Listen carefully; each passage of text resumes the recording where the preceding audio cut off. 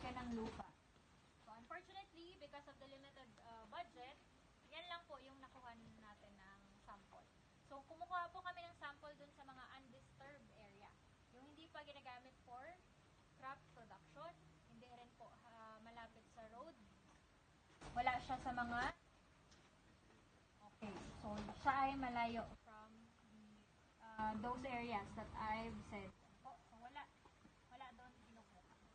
Kasi, may halo na yung ibang sample. So, di kami nagkukuha naman sa mga harani sa harong-harong. So, di ka magtampo. Bako manarag kayan, ma'am. Sa may napad ni. Po, kasi undisturbed soil lang yung aming kinukuha.